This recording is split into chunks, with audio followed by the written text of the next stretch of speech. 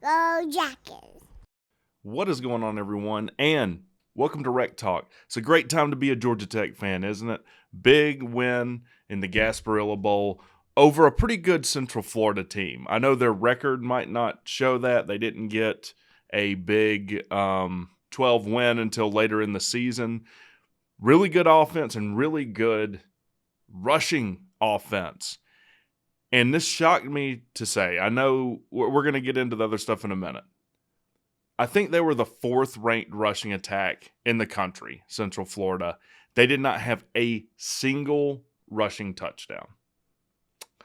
I think that's pretty impressive. I definitely would have lost a bet if you'd have told me, hey, the fourth rushing attack is playing Tech, who has the next to last rush defense in the entire country, and they're not going to have a single rushing touchdown. So huge win for Georgia Tech. Moving in the right direction. On the live show, I did a poll. Is season one under Brent Key a success? Out of like between 20 and 30 votes, everyone said they thought it was a success. And I agree too. Now, to the topic of today's video. How are we going to continue this success and continue to move forward and escalate the program where we know it can get? And number one is defense right now. The biggest handicap, worst part of our team was our defense last year.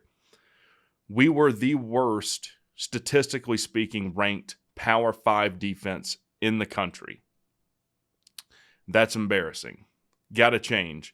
And with that is going to come a lot of turnover, right? You're going to have staff turnover.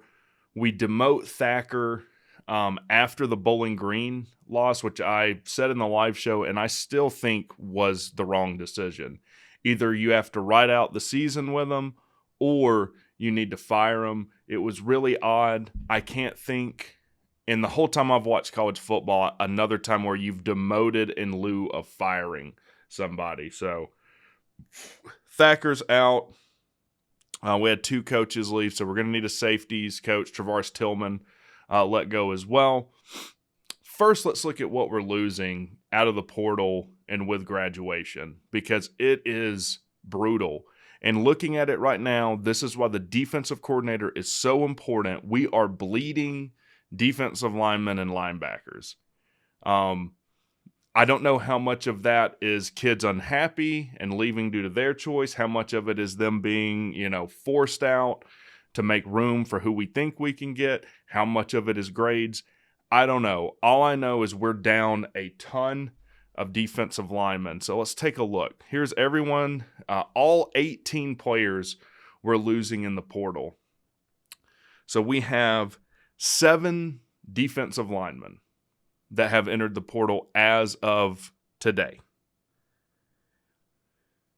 And that is probably, that and linebacker are the two position groups we need to see the most improvement. And in the portal, we only have one defensive lineman from Furman that's coming in. I forget his name, but a kid from Furman. We need to get some more people out of the portal. Again, this is why we need to get a defensive coordinator in here now. And we need a defensive coordinator that can recruit. Our schedule next year is much tougher than it was this year. And if we don't get things right with this defensive coordinator hire and bringing people in the portal, we will struggle to make a bowl next year, if not flat out miss a bowl. And with conference realignment right now, that's 100% unacceptable for Tech. So like I said, losing 7 defensive linemen, the ones that hurt, Daquan Dowse, who was at senior day, I believe, I could be wrong, said he's coming back and now has entered the portal. He's a starter. He's out. Trinelius Tatum hurts. With Trinelius Tatum hitting the portal, Mola, White, and Oliver graduating, we will only have one linebacker effort that's coming back that has any sort of meaningful snaps in a group that already struggled mightily. I'm worried about it. I mean, I look at this as it sits today, and I ask you guys as Tech fans or whoever's watching, what makes you think Tech's defense is going to be any better next year just based on personnel? I don't see it. So we lose Daquan Dowse. We lose Trinelius Tatum. Noah Collins, who was, I think, in last year's class. Pretty much every defensive lineman out of last year's class has left as well. Kenyatta Watson, cornerback, hurts. starter or a guy that played a ton. Also, Odd, his dad, I believe, is on staff too. So I don't really know what the interplay with that is. Zach Gibson leaves. And look, we've had a lot to say about Zach Gibson on the channel. Here's what I'll say about Zach Gibson. I like the kid. We absolutely got the most out of him, and he put in the work to perform at the highest level that he could possibly perform at. Credit to him, credit to Winky. Big win over North Carolina with him. Played really well against Georgia last year. He was never going to play at Tech with the quarterback room. We now have the deepest quarterback room we've ever had. We might have the deepest quarterback room in the conference. In fact, I'll go out on a limb and say that I think we have the deepest quarterback room in the ACC with Haynes King, Zach Pyron, and now coming in with Aaron Philo, who broke Trevor Lawrence's all-time passing yardage record in the state of Georgia with only starting 3 years. Lawrence started all 4 years, threw for like 3,000 something yards. Philo broke it in 3 years, throwing for over 4,000 yards each year. And what I think, they're both phenomenal talents. 6'6", 6'7" kid out of Texas, Graham Knowles. So, I hate it. Gibson was probably never going to see the field again. Hope him all the best and wherever he ends up. Edinoza Rubin is a kid that I don't really understand. It makes me think of the five-star kid that transferred out of Florida, Antonius Clayton. He might have played all of 5 snaps the entire time he was here. I don't know if Edinoza Rubin recorded more than 3 tackles all year. He was in the preseason a kid I thought was going to be a starter, major contributor for the team, and we never really saw him. So I don't know what went on there. Another defensive lineman we lose, though. So, from what I can see, 18 total in the portal and 5 starters in the portal. So, we're Kennard, Watson, Johnson, Tatum, Dowse. And if you factor in graduation, I put Andre White and Braylon Oliver together as a starter. If you put them together, that's 7 starters off the defense between adding Mola, White, and Oliver. So we've got a lot of work to do in the portal. Now, one other thing is Jamie Felix has now withdrawn his name from the portal. And I said this on the live show too. This is like why you should never accept a counteroffer. I assume we took him back. We didn't have to. It's a horrible look. Like, I think if you enter the portal, and look, some kids are just entering the portal to test the waters now. Obviously, there wasn't much interest, and I'm not taking a dig at him at all. But I don't know when a kid says, hey, I'm out, I need to go play for another team, potentially play against you, and then you say, psych, I didn't really mean it. I'm totally committed to Tech now. I mean, how can your teammates really trust you at that point? How could you ever convince people that you're bought in to the process and what's going on at that team? I'm not writing off Jamie Felix. I think that's a lesson learned, though. So that's what's going on in the portal world.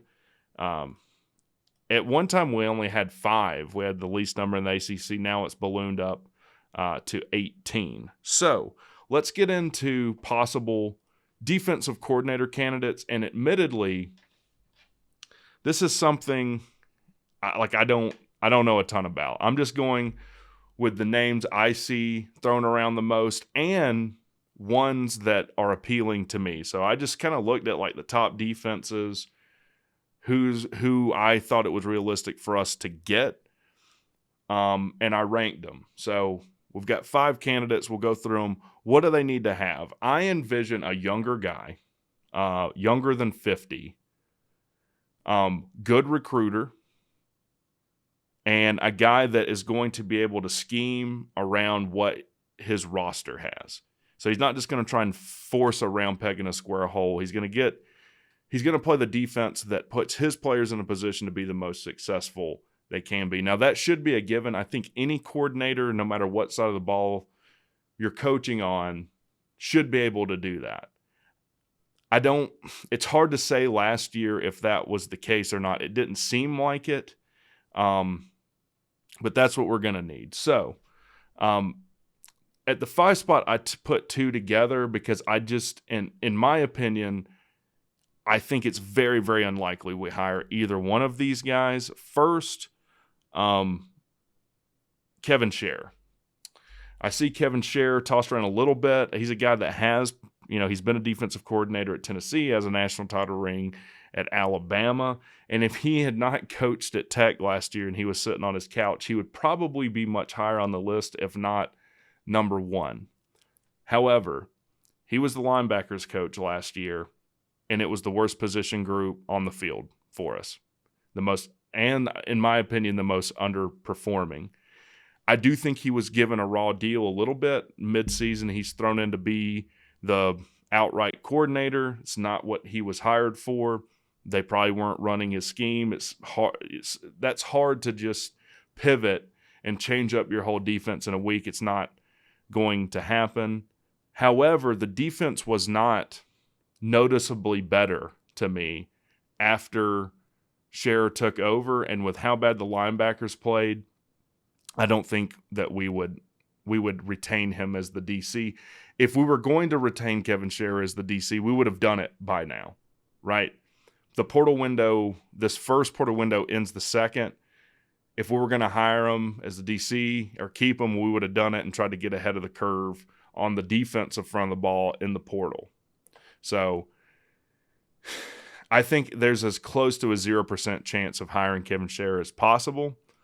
The other one is Tyler Stentucci. He's the guy who's the defensive coordinator at Duke. Obviously, Texas A&M hires Elko to be their head coach.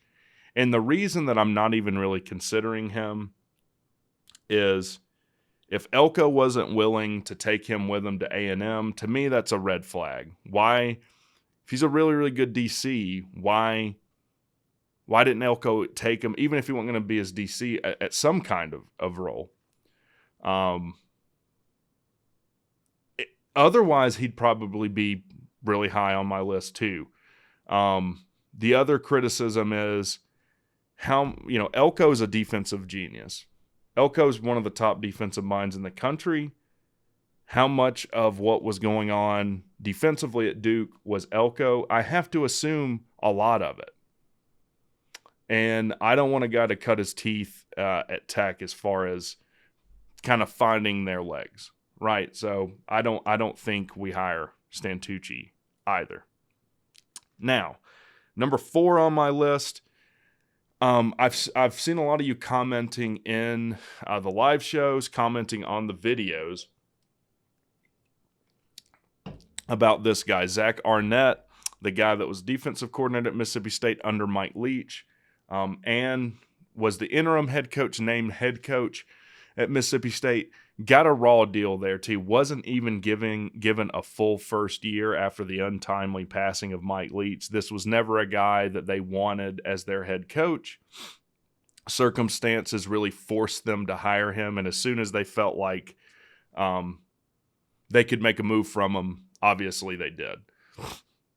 So the good things with him, he's young. And here's the thing, as far as what kind of recruiters any of these guys are, I don't really know. Like, I'm not going to go into the weeds, honestly, of what the recruiting classes are, because how much of that is the DC? If it's a defensive lineman, was that defensive line coach that recruited him? Like, I have no idea.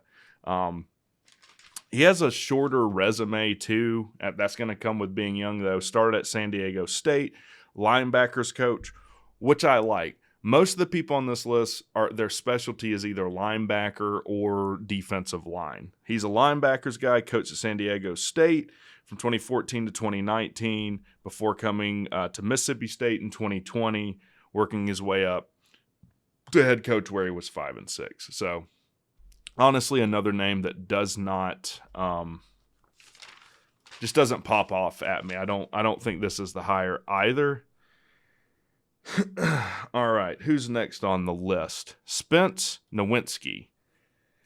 I just went and looked at, because I felt like, what can Tech hire? I also don't know what the budget is for this hire.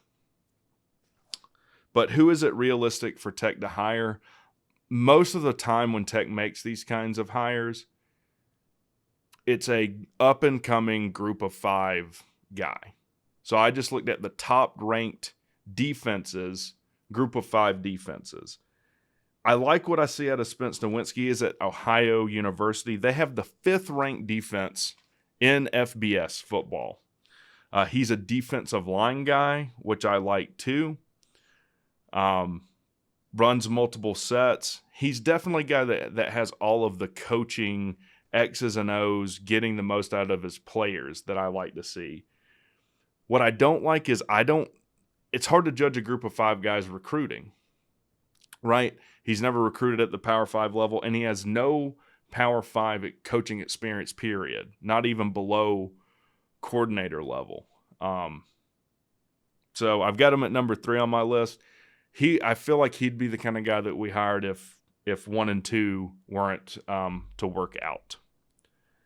Next guy, and probably the most exciting, the one that I see tossed around the most, not just with Tech, but really anyone needing a DC, is DJ Durkin. Ton of Power 5 experience. He's a linebackers guy as well. He was defensive coordinator at Florida from 2013 to 2014. He was also the interim head coach for their bowl game when Will Muschamp stepped down. 2015, he was defensive coordinator at Michigan. And then he takes the head coaching job at Maryland. And this is really a scarlet letter on him, and is honestly the reason he's not number 1 on my list. He had an incident where he was accused of having very toxic culture while he was at Maryland. And it kind of seems like this Junction Boys, Bear Bryant type of thing. Water is weakness. Why would you need that?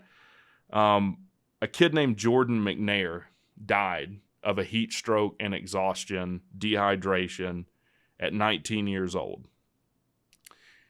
He tried to call team meetings after this and talk about it, and people just literally walked out of the meetings. He was fired, and after the players walked out of the meetings he was trying to call with them, Maryland fired him the next day. And that scares me. Like, whenever someone dies, that's inexcusable. And it's under your watch. You're in charge. Especially when it's coupled with, it seems like you aren't taking people seriously. So everything else on this is great. He seems like he's a fantastic recruiter, fantastic coach, X's and O's. But this right here really makes me hesitant to hire him, because we'd also have to pay a lot to get him. Probably $1 million a year. And I don't know that that's worth it. He was at Texas A&M before the whole staff was wiped. Now, I will say this in conjunction. O'Leary has a similar, almost exactly the same scarlet letter on his resume too. And I'm not talking about the Notre Dame thing. When he was at Central Florida, he also had a player die, I believe, of like a heat stroke and exhaustion too. And there was a large amount of backlash about it. And Key was on the staff when that happened. So I don't know. I would just rather steer clear of someone that has that bad of a mark on their resume. So anyways, that's my thoughts on that. So, drum roll please. Who is my number one on WreckTalk's board? And a guy that you probably know no one's talking about for Tech. I saw someone bring this up in the live show. For me, it's Brian Noor. He's defensive coordinator at Air Force. They have the 6th best defense in the FBS right now. He's a younger cat. He's a linebacker specialty coach.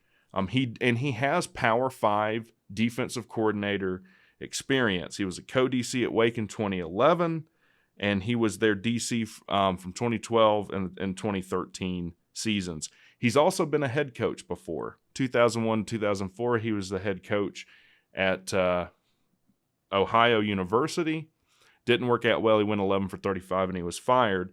But still, he has this experience under his belt. He was also the DC at Indiana from 2014 to 2015. His contract wasn't renewed. It wasn't a very successful stint. He was a quality control assistant under Urban Meyer in 2016 at Ohio State, and he's been in Air Force since 2018. Interestingly enough, he played quarterback at Air Force, so it's interesting that he's on the defensive side of the ball now. At Wake, though, he improved every year. He went from like the 93rd ranked defense to the 38th. Again, I don't know what his recruiting is like, but coming from Air Force, I feel like he's uniquely qualified to recruit at Tech with the academic standards. Like Air Force, similar academic standards to Tech, and really, obviously, infinitely worse to recruit at any of the service academies because you have to, as soon as you graduate, do a 4-year service commitment, right? You're commissioned right after you graduate. You have to serve 4 years. It's a really out-of-the-box hire. Can we hit on a guy like Buster Faulkner again? This would kind of be in the vein of that. And I think we can. I like what I see from Brian Noor. Really good defense. Again, a guy that I think can get the most out of his players and scheme something up and recruit with the intricacies or whatever that we have at Georgia Tech. So let me know what you think. Who do you want to be the DC? Who do you think the DC will be? When will we see it? I have no idea. Hopefully sooner rather than later. However, take as much time as you need to make the best hire you can. At the end of the day, we need a competent, get after it DC. We need to make a huge stride in our defense next year. It's going to start with the play caller. It's going to start with the guy leading the defense. Let me know what you think. And if no one's told you guys today, WreckTalk loves you. Y'all have a good one.